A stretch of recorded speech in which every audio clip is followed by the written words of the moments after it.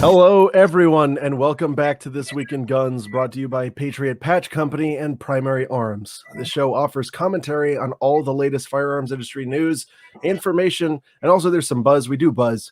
I'm your host, Matthew LaRosiere, and this man rudely interrupting me. Can you believe? Definite Northerner, Sean Heron. How is it going? I wonder. Very interrupty today. Consider it how this whole show is going to go. I stopped. Well, and it turns out I'm an asshole. It's okay. Yeah, no, Sean's been busy for a minute and a half, but I was out of town for a month. Yep, you were. How did that feel? It was actually horrible. I mean, I did cool things while I was gone, but when you're not home for a month, like a lot of things stacks up. Right. Like, oh my God, that's for laundry and groceries, and it's horrible. I hate it. The best thing about coming home after being gone for a bit is the smell when you enter your home. And you're like, right? It's just the first thing you're like, what did I forget? No. Nope, that doesn't happen to me because I travel so much that I've adopted some very good habits, and one of those is throwing all the stuff in the fridge away and taking out the trash the morning I leave. I don't do that. You should. It's a great. I don't do that, and I come home and I'm like, ah. What is that? Oh no, Alex has passed away, and no, hold on, Alex, disprove these myths. Alex, she was napping. Starvation. Oh. Yeah. There she is. Totally okay. She seems fine. Alex, do you seem fine? Tell the microphone. Tell it. Yep. That was actually dog, not me. Yeah. No, it was. Yeah. But anyway, that's amazing. Speaking of blunders, like my friend Sean has promised a great many on this show. No, interruptions, not blunders. There was the third one. Well, they're the same thing, and you would know that if you had ever been trained with manners. So our dear and fearless leader, His Holiness Donald Trump, President Biden, President Biden. Oh, that guy. Biden. Mr. Biden he's had an interesting week related to guns. So, as a lot of you know, there was a uptick in violent crime, and so of course, in a nation of 400 million people, the president's office must be the one to come up with all the explanations and solutions for localized criminal activity. It's really quite obvious if you do your research. So he announced a few things. First of all, he's going to clamp down on FFLs, which obviously will save millions of lives and probably many millions of dollars from our pockets. Because, once he knocks out all these FFLs, we won't be really buying as many things. So that's going to be a nice benefit. He's launching a strike force to go after illegal gun transactions, whatever those are. And then he got in front of a camera and said a bunch of like really cool, historically accurate stuff. I don't know if we can pop that up, but it was really, we gotta show this. I can. Let's see. Let me click that link. Really accurate. And here we go. I'm going to throw it up on the screen now. Yeah. Maximize that Maximize baby. It. Yeah, she's looking good now. All right. We got to turn that up. Actually, I think I might have this website muted. This is this was not planned, clearly. Here we go. The Second Amendment from the day it was passed limited the type of people who could own a gun and what type of weapon you could own.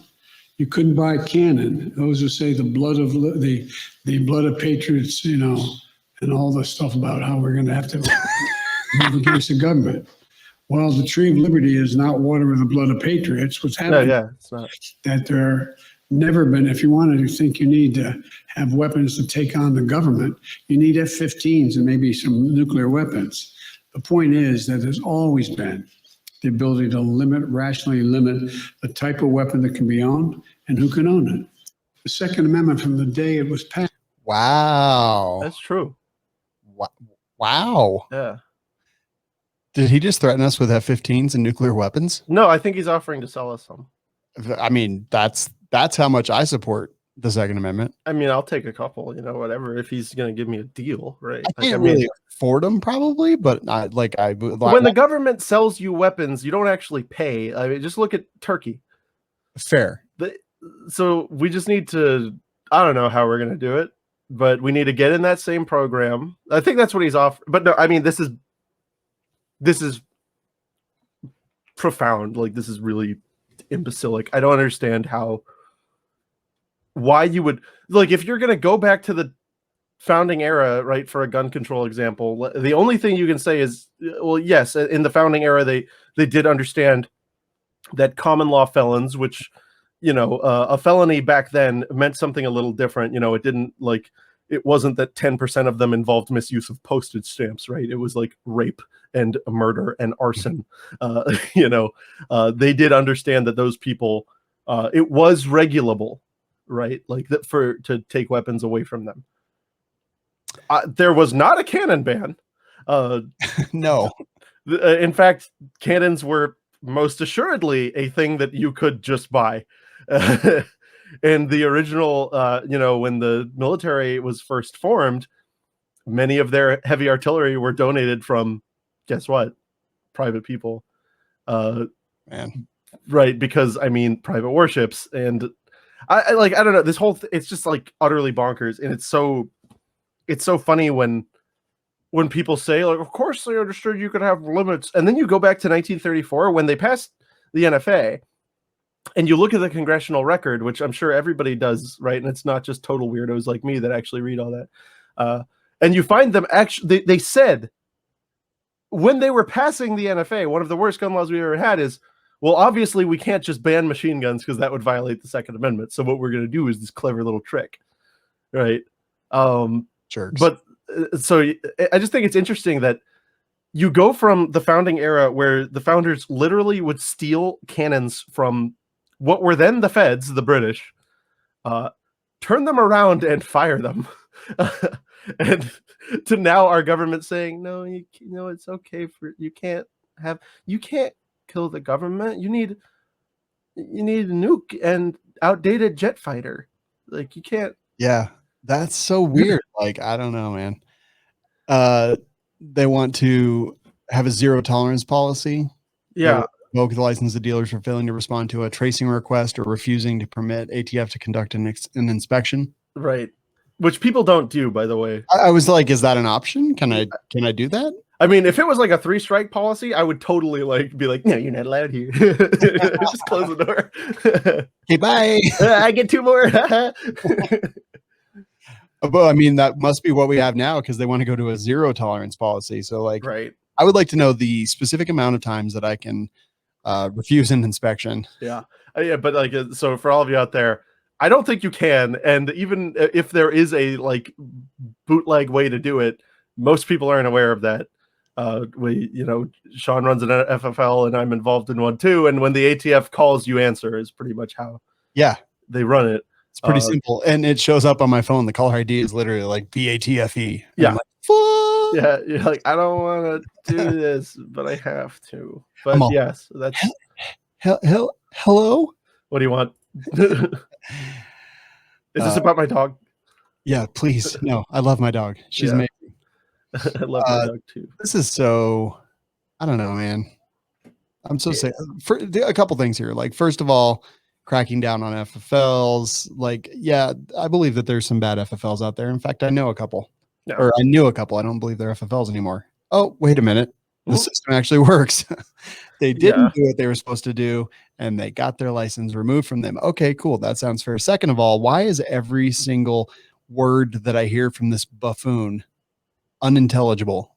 What is it called? Lethologica. It's like when you can't remember the word for something. Like, it happens to everybody. I understand that. And sometimes you just lose your train of thought.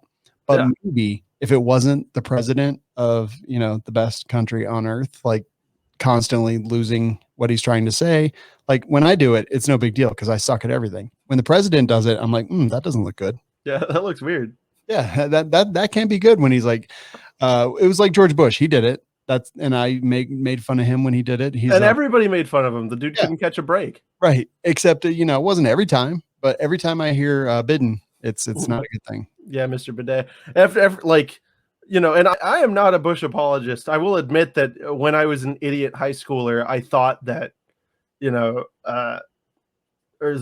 I was, whatever the time of that was, I thought that George Bush would be regarded as the greatest president of all time. I said that, and I was wrong. But because then Trump was. But even then, no, it's Calvin Coolidge. But even then, right? I remember remember when he said nuclear? Yeah, of course I remember. Everybody remembers. Yeah, everybody. There was a huge, unbelievable shit fit where and like a bunch of linguists had to get together and basically explain, no, actually in our garbage mutt language, that is an acceptable pronunciation. And it still didn't solve the debate. Everyone was still like, no, if you say nuclear, you're like not fit for office. And then we've got this mush mouth, Mr.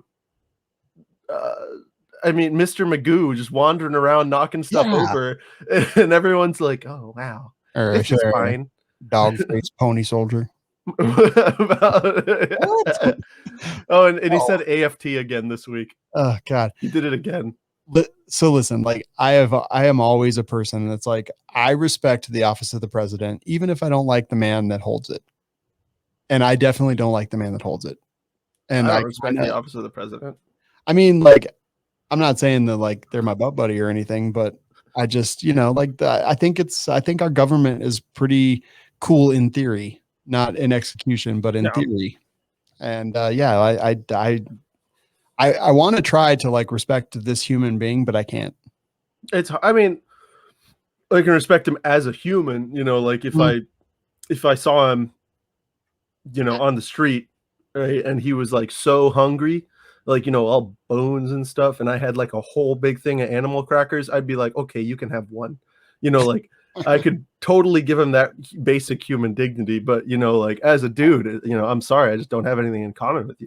I would never give a starving politician an animal cracker ever, under any circumstance. But see, you said as a person, right? You have to know, if they're a politician, that changes the game. Then they're no longer a person. Yeah, of course. Okay, fair. That's obvious. That's just the definition of the founders, how they understood the Second Amendment. Well, what is the militia, right? The militia and the people. Well, that's everyone except for some bureaucrats. Exactly. So yeah, they're not people when they're in their office. They're either, there's a lot of different theories as to what they are. Some people subscribe to lizard theory. I'm a spider theorist. I believe that sincerely, and there's scientific evidence to back this up, that when you swear into office that you die immediately, because no human being can withstand that level of just trash. And they get all scared because no one else in the room wants to do it because they saw what happened. And so what they do is they open up your guts and they fill you with spiders. And so then the whole, the remainder of your tenure is just a bunch of spiders twitching and doing random things. And that's why they are the way that they are. I mean, it checks out mathematically. The science is there, and I follow the science. I don't know about you. So you need to trust the experts. That was an interesting set. That was just an interesting whole rabbit hole that we went to. It's my fault. I don't apologize. It's spiders. The president is spiders. It's true. It is known and it is proven mathematically. These things are known. You cannot. Yeah, it is known. You cannot argue with the logic. Matt has spoken. Oh man, but yeah. So that's all that. That's fantastic. You got any other thoughts on our president? Because I don't. No, I actually don't give him any thought, really. Yeah, it's which is the way our country is supposed to be. We're supposed to have the average person is supposed to have no conception of what the federal government is or does. Yeah. It's just supposed to be a tiebreaker when states try to tax each other. True. But here we are with our president on television muttering. Sure, you're a dog face pony soldier. It's I don't know if that one or if you fool me once, you You fool me, can't fool me again. Got him. I miss George Bush. Yeah. Hey, you forgot Poland. Oh, I remember that one too. Good And stuff. he did forget Poland. It was true. That's a good band name. Forget Poland. You can tell we're just the listeners right now are just like, bro, like what is happening right now, you idiots? Like, yeah, in a couple weeks, and so you're all giddy, like trying to, I don't know. We're just, it was that when we went to like a timeshare seminar and some really interesting people taught us some like really cool new theories of government.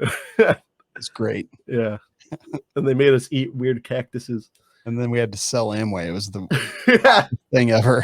Yeah. No, it's definitely not I thought it was a pyramid scheme at first, but they actually, when the guy told me it's not a pyramid scheme, it's not. He said it just like that. And you know what? I trust him. I mean, if I keep working 30, 40 hours a day, my downstream is going to start paying off big. It will. Just when you look at, you bring in more people, which is not a pyramid thing. But once you do, with your social network, because you're a popular guy, right? Eventually, they might pick you for the pink Cadillac or whatever it is that. Oh, no, that's a different one. Anyway, I know. Although, I will say, and then I promise listeners we'll move to the next thing. I have a desperate desire for a Mary Kay pink Cadillac. Do you know why? I do not know why. Have you ever seen one of those on a used car lot? No, you haven't. And the reason is they control that color pink, that specific blend of beads and pearls and metal flake that makes that incredible pink Cadillac. And all of those cars are leased. And at the end of the lease term, it has to go back to GM and be painted white. What? So I need to steal one from a regional director or whatever and keep it pink and, take maybe I'll just rip the fender or side mirror off of one and take it to a paint shop and get it matched. But I need a Mary Kay pink Cadillac just because they don't want me to have one. Yeah, agreed. Now I want one too. Yeah, we need them. Guys out there, if your wife or husband or whatever significant other is the Mary Kay representative, mail me the side mirror or bumper piece real quick. Just whatever. And let's get this done. Let's get this taken care of. We're going to bring it back to the people. We're going to put the power back in people's hands. I'm so into this. Thank you, Lord. Let's do it. We're going to publish it. Well, we're going to put it on the peer-to-peer networks. Yeah. Oh man. Can't control the signal. Yeah, you can't stop the signal. I will not be happy until my Uber shows up in like a beat up Honda CRV in Cadillac pink. Like, I kind of want to do my Sprinter van in that color now. Yes. Everything. Yeah. My motorcycle, whatever. I want a gun that color. I almost picked up a gun. Sorry, YouTube. Yeah, no, that was almost an airsoft gun that he almost thought about thinking about maybe picking up one day. Guns are icky. I don't actually like guns. Guns are actually like a little bit. They smell weird and look funny, and we're not into them at all. I would never have any in my office. So, all right, next topic. David Chippersman. This guy. Yeah, the big man with the face. It's not been a good week. It has not. It definitely has not. Yeah. So we got, two major deals.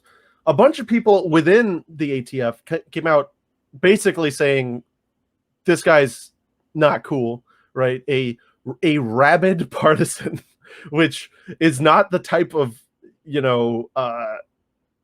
verbiage you get when from feds talking about another fed usually. So, it's certainly problematic when you have your former coworkers being like, no, this guy's like totally not appropriate for that office. Yeah, it really is. And with Sullivan, right? Former acting director of the ATF. It's like, nah, bruh. Yeah. He's like, yeah, that's going to do a bad thing. Yeah. Too political to lead an unbiased agency. I wonder what agency they're talking about.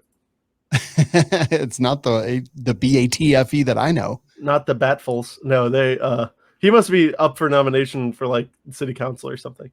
I don't know. But then Susan Collins. So these are one of those, fence sitters that we were worried about.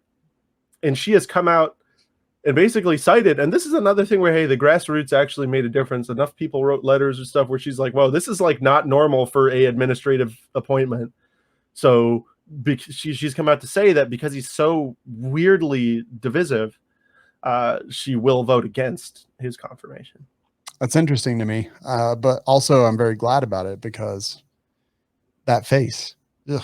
Yeah. After meeting with Mr. Chippers, listening to Mainers, and reviewing his record, I have decided to vote against him to serve as the ATF director. In recent years, Mr. Chipman has been an outspoken critic of the firearms industry and has made statements that demean law-abiding gun owners, which is stern criticism coming from a Mainer. Yeah, I was like, wait, do they actually call themselves Mainers? Maybe not. I don't know. I don't. I'm just sitting here with all my Coloraders. What Mainans? I don't think Mainans would. Hold on. I mean, clearly, if their politicians are saying Maine. She didn't say that. I said that. No, it says it in the thing.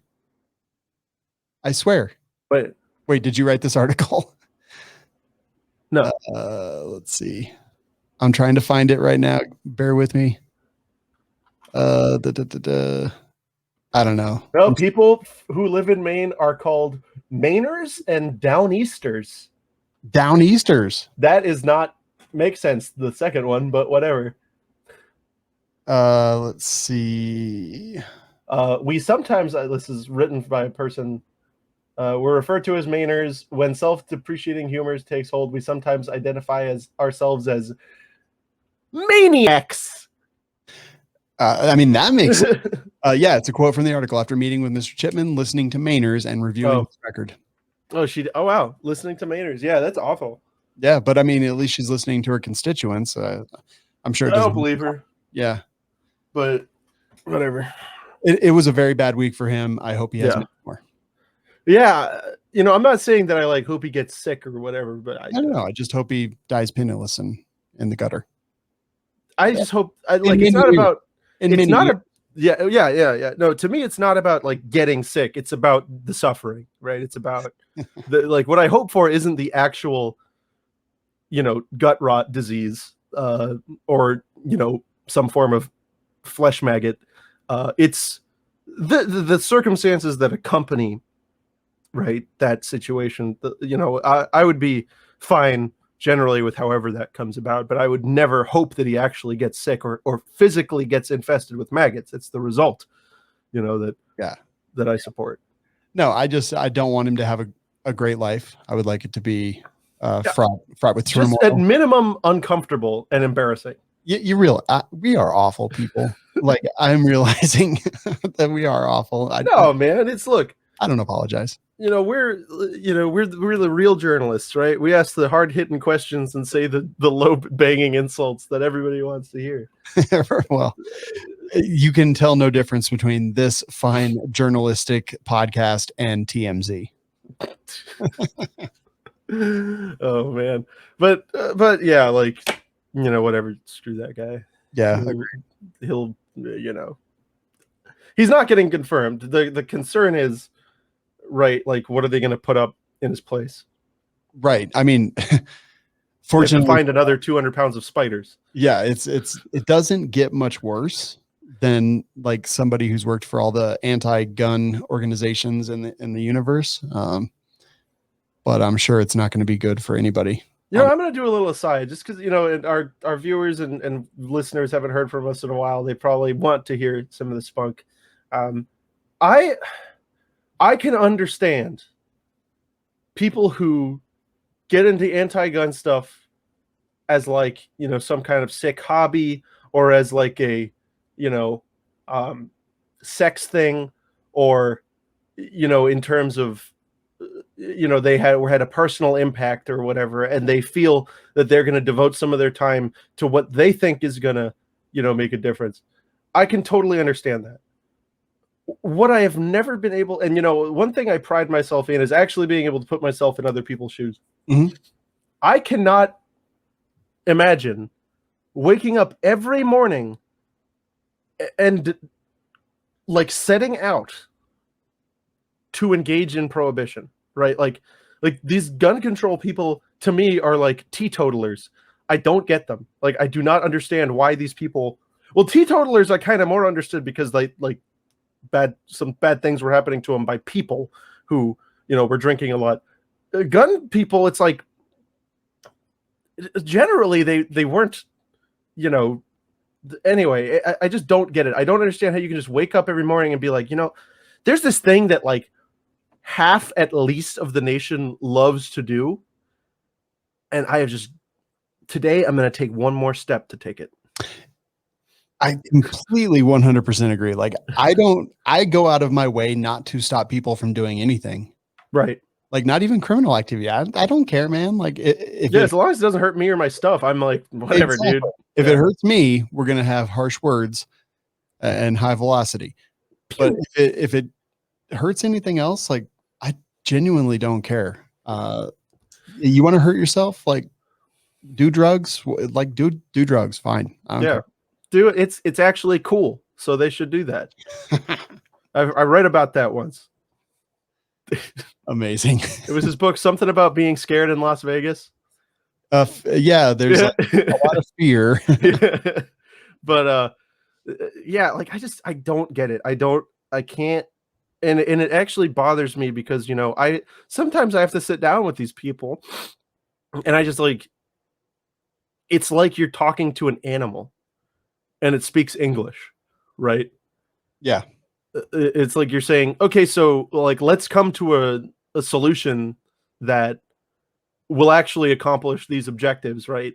What are your objectives? And you look across the table and there's just this like, large egret there, and it goes in perfect English, "Give me the cheese." And you say, well, there isn't actually cheese here. But I think we were talking about saving lives or whatever. So do you want to like talk about going down that road? And then the egret goes, "I came for cheese. Give it to me." What kind of cheese? It just wants the cheese, right? That's logically what talking to them is like, because it's like, we need to ban assault weapons. It's like, dude, this is a Wendy's. It's so weird that you just said cheese, because I was just looking at all cheese is mission specific. That's true. That's true. When you said that, I was like, oh crap. Because I got a notification, someone commented on it, and it was a spammer. So I went to delete it. And then you said cheese, and I was like, am I doing Right. But yeah, you see you know what I mean there? Is that too insane of an example? No. I 100% agree. It's like, I cannot relate with a talking egret who can only think of cheese. Yeah. And that is literally, and again, I mean, guys, if you want to contest me on my math, put it down in the comments, but I can tell you that the science checks out. These gun control people are actually birds. Put the debate aside, whether birds, in a organic natural sense or a government drone sense, right? Put that debate aside. But they're birds, just want one thing, and they're confused about the cheese. They think it's an assault weapons ban. So that's what's caused all of this kerfuffle over the years. And I just don't get it. And it's frustrating because I have to sit down with that bird all the time. And it's like, hey, it's me again. I still don't have cheese for you. I got on a flight. It was weird. But no, that's actually, that was well said. As odd as it was well said the entire way through. Well, thank you. Maybe I should eat more of those special cactuses. Right. All right. Next up, and I'll actually say I was here for this, and I was very honored to be invited as a guest. That's cool. Yeah, I saw Dan Zimmerman there. He was taking photos with the media, and he got a picture of me shaking the Texas governor's hand. And so what happened? Well, Governor Abbott signed a 7-pack of gun bills. And I was saying, like, usually when you hear, oh yeah, they just passed a whole bunch of gun bills, you're like, oh no. Right? Yeah. But these are actually pretty decent. We got SB 19, which is basically, it's kind of designed there to mess with all these companies that mess with gun companies. So it prohibits a government entity like, level of government in the state of Texas from doing any contract work with a business that discriminates against gun businesses. Wow. Which, wow, banks, you're better behave. Wow. SB, yeah, it's pretty dope. I think that's actually really cool. SB 20 allows guests to store guns in their hotel rooms. I don't know the story behind that. There must have been some stuff there. Yeah. SB 550, who I met the young lady that is behind this bill, and her law partner, they were very cool. They were very nice. It removes. So this does something really fascinating. Like apparently they got open carry, but it like specifically said in a shoulder or belt holster. So there was this concern that if you like had a drop leg or whatever, like some other type of holster, that you would be in violation of the law. I would just wrap a piece of string around my holster and then around whatever else I wanted to attach it to, like the belt. That'd be funny. Yeah. It's a belt holster, see? Yeah. You didn't define attachment. But they got rid of it in SB 550, which is a cool gun number. Very cool. If you guys know what gun I'm referring, please put it in the comments. So yeah, that was cool. HB 957 gets rid of the criminal offense, the state offense regarding manufacturer, transporting, or repairing a silencer. And the big part, it says that any firearm suppressor made in Texas and that hasn't left Texas is not subject to federal laws and regulations. We'll go back to that one because there's a bit to unpack there. A lot of people are like, how? And it's very interesting. HB 1500 prevents the government from preventing the sale or transportation of firearms during disasters or emergencies. So it takes away that emergency power of local governments. Wow. You're right. Very smart. Yeah. HB 1927, basically constitutional carry. So Texans can legally carry a handgun without a license anywhere. Well, most places. They had to compromise on that a little bit. Yeah. HB 2622, finally, and there is much applause, establishes Texas as a Second Amendment sanctuary state. Much applause. I wasn't expecting that. Purports to protect them from any new federal law, which, I mean, why? Why not just prohibit your cops from talking to the feds at all? Yeah. But yeah, so all of that was signed. My understanding is he had actually signed these bills the day before, and the signing that we were at was, like the ceremony version. But yeah, I don't understand how that stuff works, but it looked cool, and I had fun. There was no snacks, so I was. That kind of stinks, but the whole thing, man, like that's awesome. Holy moly. It's a lot. I kind of want to move to Texas. Ish. Yeah. I've always said that the two states I would ever live in would only be Florida and Texas, and that's still true. So I mean, constitutional carry is big, right? I think they're the 20. Wait, isn't it like 20 states that have that? Or am I? I think it's maybe even more than that. Right. I think Texas is like the 23rd. Yes. Something like that. Yeah, which is pretty dope when you think about it. It is. Right. And it was funny because those guys I was talking to there were like, okay, now when are you making Florida the next one? And I was like, you do not understand what Republicans in Florida are like. Right. They're not spiders, they're lizards, because the climate is too hot for the spiders. And so it's even harder to understand what they're saying or thinking because they're lizard brained. But so yeah, let's talk about 957 because that's the one that you guys are probably thinking the most. Whoa, they did the suppressor thing. So the problem with the law is that it outright says that these things aren't subject to the NFA, which it poses some preemption problems. I think they're right.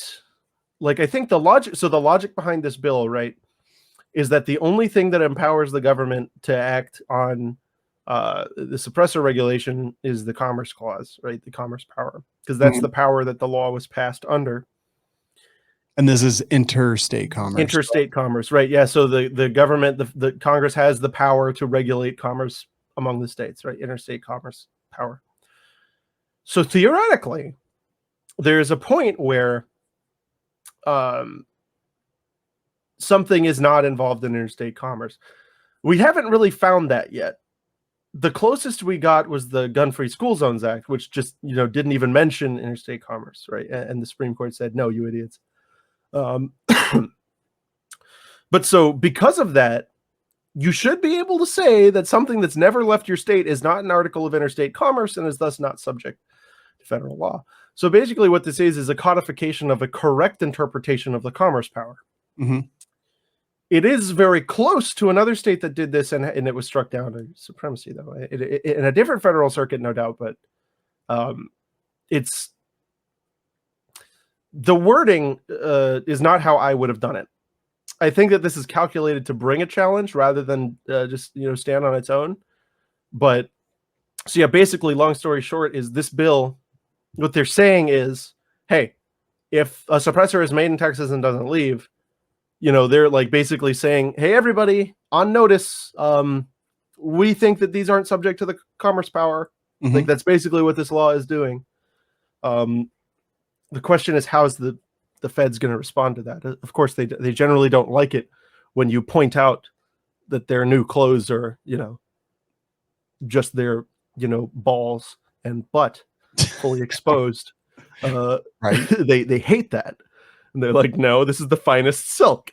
And that's exactly what's going on here. For the longest time, the commerce power has been, and should be. The court hasn't really stepped in on this. And in fact, that there was the case, it's Wickard, where they really pooped the bed on it. But that was the high watermark, and they've been, and so basically what that case said was, it was about weed. There was somebody in, I believe it was Georgia, who was just growing weed in their backyard, and they're like, I don't want to give it to anyone. It's just mine. It's not ever going to leave the state, right? Mm-hmm. And the court's argument there was this, like, oh, well, but I mean, if you make it in the state, then like it'll kind of affect like demand, and that'll like, maybe like affect the market. And like, it was this total like wish-wash, like we just have to save drug prohibition case. And that was the high watermark. They've been stepping back since then. So this law is, designed to hopefully force them to step it in the correct direction. So the question now will be, how will this look like going forward? Did you just scan me? Yeah. Oh, I scanned you. how am I doing? Not full of spiders. Oh, thank God. They didn't get me yet. Not the spider's body temperature, still body type. But yeah, so I'm sorry for, going off for that long. It's just a really interesting, it's a really interesting facet of law. And it is very much a, emperor's new clothes thing. It's just now people are kind of starting to wake up to, oh no, that's actually the federal government's balls. Like that's not a new outfit. That's I am very like, so when I first heard about this, I was like, man, I can't wait to hear what Matt thinks about it, because we've talked about this multiple times. Yeah. Not in Texas, but in other places. And framing it in such a way that it creates a challenge is a very interesting strategy. The only thing that might suck is like what might happen is something like what happened in Kansas, where you don't get the law figured out until there's an enforcement action against an individual. Mm-hmm. And which means that like it might take some patriot, putting his neck on the line, right? And getting tagged with this to get it proved out. And that's really horrible. Like, if the feds were sporting, yeah, they would bring a specific challenge, right? Or they wouldn't, like, because basically what they wind up doing is just publicly executing a random person and taking their freedom away, right? And being like, see, Texas state, I was right. It's so interesting, huh? Yeah, so it's scary. It is. I don't want to. There's all these people that are going to want to, like, because let's imagine you're a guy in Texas and you've got a lathe, right? And you have got some materials and you want to make some money. First thing you're going to want to do is be like, I'm going to spin up some suppressors and sell them, right? Rational. And also you'd totally be intending not to break the law or anything. Right.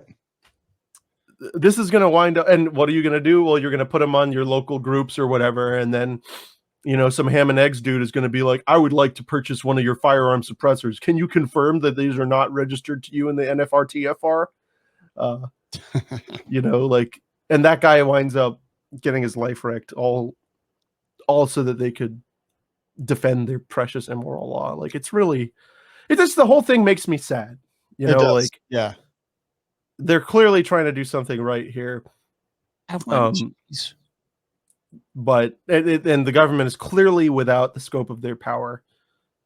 And it's like you're pointing out, hey, remember the contract we signed, that whole US Constitution? Well, you're in breach, so I'm taking back this little piece that I got. And then they go, no, and shoot you. Like that escalated so quickly. Yeah, like that's how the Fed plays. Like, yeah, like I said on the channel, dealing with the Feds is like playing games with a 4-year-old. It doesn't matter what game you think you're playing. To the 4-year-old, the game is I win. So true. But yeah, so God bless ye, merry Texans. I hope this goes well. Yeah, except for the instructors that opposed the constitutional carry. I hope that they are in the streets with Chipman. Yeah, no, for those guys, it's not the drowning that I want. It's not that I want them to drown. It's the filling the lungs with water. I'm not concerned with how that gets done, be it by super virus or actual water inhalation. That's it. I would never want those instructors who, for the sake of their tiny little pathetic businesses, wanted to throw all of their fellow people under the bus. I definitely would never hope that they drown. It's just that I really think it would make funny noises if they got water in their lungs. What do you think? Club. Yeah, it would make that funny one. Yeah, that one right there. Speaking as an expert on drowning. Yeah, the glub. Classic. That's a classic symptom. Classic. Seen it 100 times in my days. But yeah, so good on you, Abbott. Yeah. Nice guy too. Very. That's awesome. Looked you in the eyes? Yes. Looked a little confused, but whatever. I mean, spiders. Yeah. The spiders were like, hey, no, be nice to this one. I think he's on our side. The spiders were like, those guys want cheese. We want that. We want this. All right. Next up, we got another governor. This one, not cool. This is actually an interesting thing. So, like we were talking earlier, there's been a violent crime uptick. It's not huge, but it's there. And he is blaming heat and Shackles for this uptick. So yeah, like it is known that in the hot weather, people do get violent. Like that is known. And it's, especially as a Floridian, it's a very cyclical thing. The other day was the first day of summer and I just didn't leave the house for fear of being attacked. But it's a normal thing. So he's like saying basically it's the heat and everyone being caged like animals during, the world events.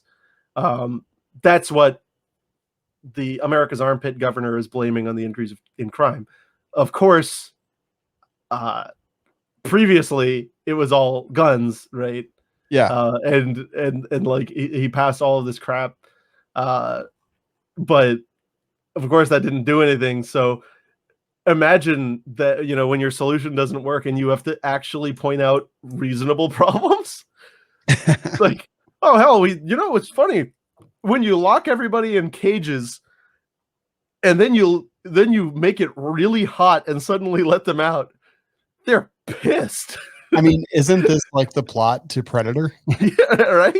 I mean, we've seen how this goes, guys. Right. Let's get Arnold Schwarzenegger and put him in protective custody because we're going to need him real soon. Yeah. So this is just good. Yeah, heat and Shackles. And I think it's interesting seeing somebody who, from a state that was not very cool about, the lockdowns and stuff, referring to it as such. I don't know. That's, to me, I want to give him credit. It's like, okay, yeah, you're pointing out an actual thing, right? Like this is a rational observation. Yeah. But you don't want to give him credit for anything. Like, no. If he was like, the sky is blue, I'd be like, no, thank you. You'd be like, wait a minute, that's spiders. I don't think I trust you, spiders. Exactly. Y'all are creepy. Yeah, I agree. Like the last year is going to have a very lasting social effect. People are upset. People are mad. Life has changed. We will never go back to what life was. This is our new normal. This craziness that we have lived in, and we all experienced the last year and a half now, and nothing will ever be the same. And I didn't really notice anything. I didn't either. But psychologically, like I know a lot of people who did notice, and they're weird now. Yeah, people who were like socialites, like butterflies. Yeah, they're all messed up. I've got a few friends who were like, bar every weekend, and even on like Thursdays, right, and stuff. They'd be, going to all the clubs. Yeah, and now they're just like shattered. It's remnants. weird. I go where I always went. I go where I want. Yeah, do what I want, and I don't care. Yeah, no, I mean, I've been working from home since before it was cool, so I'm like, same. I think, I mean, not from home, but from my right. office that has Yeah. no internet. I mean, it's basically, it's your joint, right? Yeah. I mean, my dog was happy. Right. I think because I left even less, so she was like, "Oh, this is cool, probably." Yeah, she's like, "It's okay that you're a hermit. I am too." Yeah, did you know that I'm locked in this cage with you? You're not locked in here with. Wait, I'm not locked in here with you. You're locked in here with me. Yeah. Is that what she said? Is that what you said? Oh, she's sleeping again. Yeah, I think so. All right. Next up is a cool column from the gun writer. All right. Mr. Lee Williams. And he basically points out that nobody has made a better case for abolishing the ATF than the ATF itself. Fair. Yeah. And I also like to point this out because I've seen a lot of you guys referring to, and even sometimes me, you refer to the ATF as them, as they. That's grammatically incorrect. It is both grammatically correct and way more fun to refer to the ATF as it. Oh. Right, because it's a government agency. Yeah. It is a singular object spider ball thing. True. So just remember that, guys. And it feels fun to do. Trust me, it feels fun to do.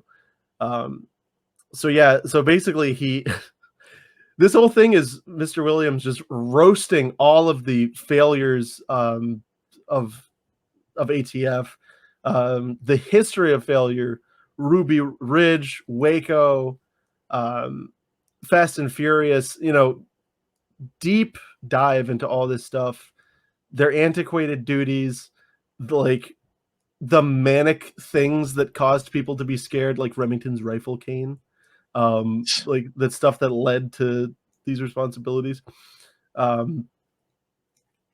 It's really good. I just wanted to plug this because this is a really rational and logical take and a really nice deep dive into all this stuff. If y'all have been just wanting to take a look into, it is an opinion piece, so take that for what it's worth. But if y'all want to take a look at this guy's take, it's pretty good.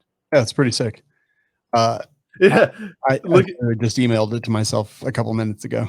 Look at this quote. I have known federal agents from other agencies, FBI, the U.S. Marshals Service, and DEA, to name a few, and all of them react the same way whenever the ATF comes up in conversation.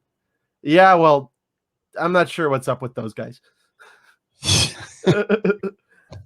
like the egret wants menthol. Yeah. He wants menthol now.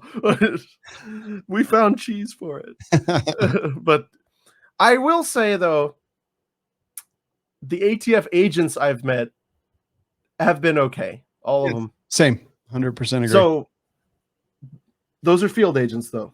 A lot of those are contractors. They're not actually agents. They're like, blah, blah, blah, some acronym, right? IOIs and stuff like that. They're not actually even employed by the ATF. They're contractors. But those people were all pretty cool. I met a special agent recently. Pretty cool. But it's very clear, orders come from up top. And I think up top is very clearly a disgusting, corrupted spider ball that, there's certain things that you usually do. Like if you in your attic had this corrupt spider ball, you'd, do something about it, probably. This Marjorie Taylor Greene, who introduced this bill to like get rid of the ATF, but really all it does is move all of their responsibilities and duties under different government agencies. What are your thoughts there? That's how ATF started. Because the IRS said, we don't want to do this. This is unconstitutional. Yeah. So they took all of their junior varsity guys and created the ATF. Yeesh. But so, yeah, like, I never read HR 3960, this eliminate the ATF bill. Me either.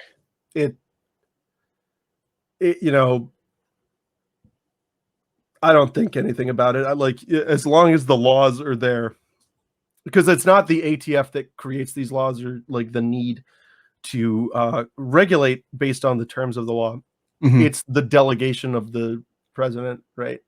So if you made a law that like shifted over everything, well, president would still get to delegate to that agency and kind of like push it in whatever direction the president wanted to do. That was kind of what I thought too. Yeah. And so, I mean, there would be ways to like put this kind of stuff in a walled garden. Right. But I haven't looked at it enough. To really know. Yeah, same. Oh boy. Our next story comes to us from where? This one I actually didn't have a chance to read before the show. Right. Oh, the slavery. Sorry, something is just got all these notifications. Slavery and the Second Amendment. This is a really interesting deep dive written by Clayton Kramer. And so we've heard a lot. So, people who want to rewrite history will tell you all kinds of crazy stuff, like our fearless leader telling us that you couldn't buy cannons during the founding era. Right. And the other one that you do hear, like I've heard it more than once from pointy heads, that the purpose of the Second Amendment was to preserve and insulate the institution of slavery. And I think that this is just like one of the most disgusting, intentional, like obfuscations of truth that have ever existed. Because it's painfully and obviously wrong, especially when you look at the fact that, the original drafting of the Declaration of Independence freed all the slaves. And then when you look at the fact that, at the time of the founding, both the Federalists and Anti-Federalists wrote openly on why the right to arms was protected, right? And some argued that it's so protected you don't need this amendment, right? And others the other way.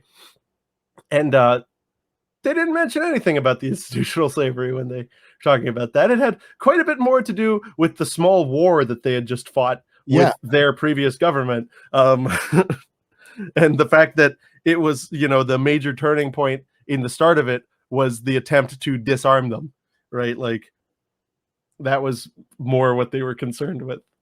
Yeah, definitely. I see him quoting the Federalist Papers. Right. I was actually just reading through the Federalist Papers today. I often do when I have some spare time. It is a fascinating like drama, the way they're written. Yeah. And they're all written synonymously, and it's really good. I mean, if you do have a lot of time, guys out there, like you might want to read the Federalist Papers. Yeah, like anytime something is brought up that reminds me of them, I go just like look through them, read a couple pages, read some stuff. They're interesting. Yeah, I love the pseudonyms they'd use. Yeah, it's like behind the scenes. Yeah, of the Bill of Rights. Right. So yeah, that's cool. Check out Clayton's blog spot. Very cool. What's this one? So, boat guns. Oh, relevant to my interests. It's an article on TFB by Doug. Little Dougie made it, and it's top 5 long guns for boating defense. And I just kind of like this because it's the opposite of the typical, boat gun conversation you have. Yeah. Like this is how to keep them off of your boat. Right. But okay. So what do you think of his list of his selections here? All right, let's see. No. Yeah. No. Mm. Yeah. No. Yeah. Okay. I agree with the AR-15. Yeah. The Ruger PC carbine. Okay, fair enough. It's like, okay, fine. And honorable mention 7.62x39 is probably the best answer of all of them. Yeah. But shotguns, what? No, stop. Yeah, no, all of this, like, so I think he's dead wrong. All of the shotgun stuff it's like weird. Ridiculous. It's kind of stupid. I'm not gonna lie. Sorry, Doug. Yeah.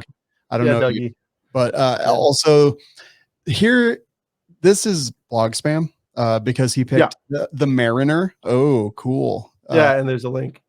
Henry All-Weather. Right. Okay. All right. Fair. The Benelli Nova H2 is it H2O? Yeah. No, thank you. Awesome affiliate blog spam. Yeah. But he did hit it like 7.62x39, an AR. Sure, fine. Yeah, the only two that didn't have a link. Right. Because there's an affiliate link for it.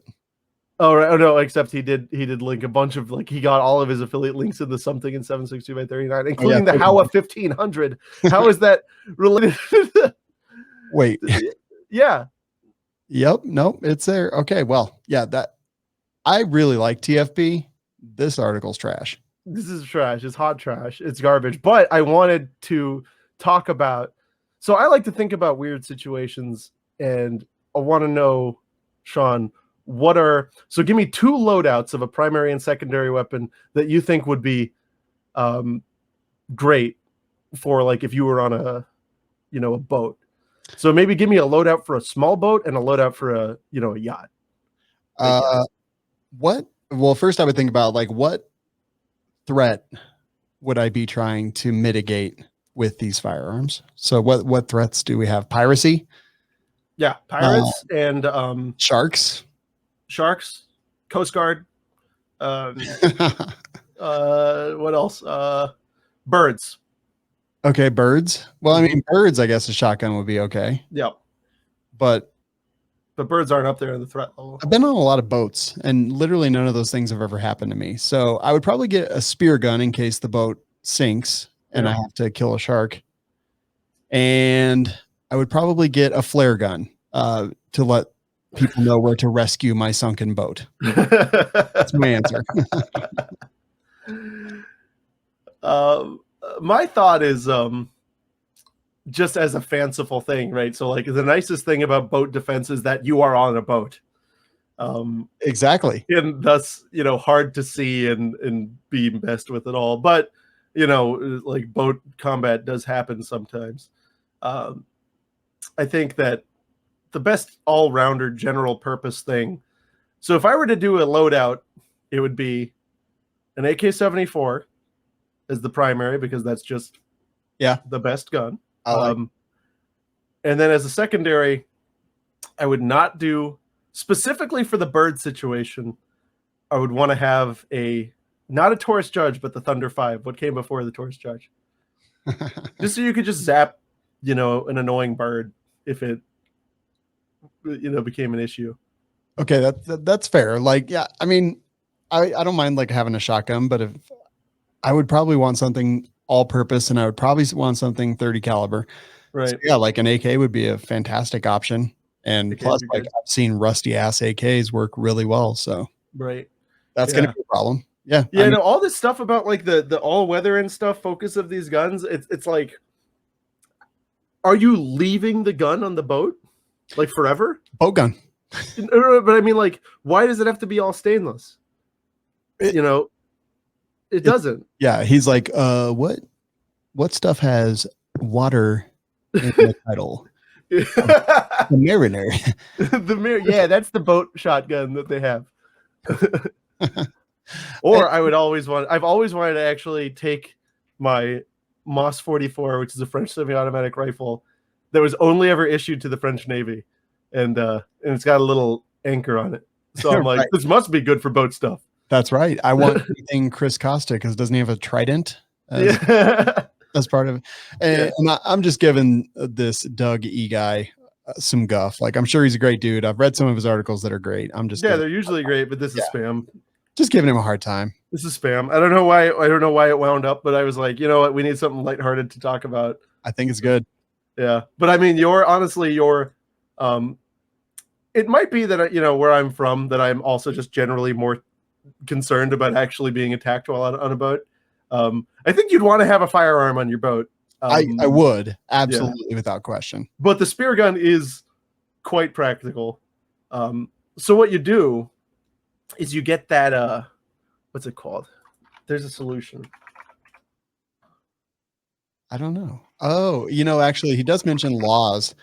There's laws against shooting a rifle or shotgun slug over bodies of water, whereas buckshot or birdshot or a pistol are fine. Yeah, but those laws are stupid. So I'm not, if once you're on the boat, you just, it's boat law. If pistols are fine, then I want a pistol in 7.62 by 3.9. Yeah, a pistol. A Draco. Yeah, the chopper. Yeah. Yeah, that's interesting. I'd never heard of that. I have to look more into that. I don't know if that's like a local thing or what. But what you want is the APS. APS. Yeah, that's that Russian underwater thing that shoots like spears. Yeah, that rifle. I've definitely seen that. Let's see. I'm pulling it up. Yeah, I'll throw it on the screen here. Yeah. Boom. It's a fully automatic spear gun. Yeah, it shoots like bolts. Yeah, look at those. Look at the size of that magazine. Yeah. Okay. And what I love is the barrel life. It's like 200 rounds. Oh, geez. That's interesting. It's not not you're shooting hard steel, dugs out of the barrel. Huh. That's pretty cool. Anti-frogman techniques. The needler. Good This stuff. is the official needler. Yeah, actually, yes. Now I want. Yeah, I know. I need it too. Good stuff, man. All right. So yeah, I guess that's it, guys. As always, though, you need your patches. Got to get those patches. They're available for sale. They're online. It's flare. Here, a great boat defense weapon. AK. Yep. Yeah. And the water can be dangerous to go alone. Yeah. Take the AK. It is, because the water is mean. It is. It doesn't care about your feelings. The water is like facts. It doesn't care about your feelings. Yeah, it doesn't give about any of it. Let's see. I'm going over the. Yeah, let's take a look. What's on there? What's the latest patch? Oh, no new pre-orders. Let's see. We got patch of the month. Okay, this one I liked. That one, yeah, that just came in. I like that one. Yeah, it's a drone that's all armed out with Roman candles and whatnot. So pretty fantastic. I'm in. Yeah. Sold. Yeah. But yeah, like I really do like patches. I have lots of patch walls. I enjoy getting patches, receiving patches, purchasing patches. I have tons of patches that I bought. Yeah. I mean, I like these patches so much that I actually put them out on a patch wall in my room and forget to bring them in here to show them off. But because they're really good. I've got to remember when we get the new ones to actually bring it in so you guys can see, but they're all really high quality, all like 3-dimensional, and it's that good PVC, the nice soft kind. Seeing you become a firearms patch guy has been one of the greatest privileges of my life.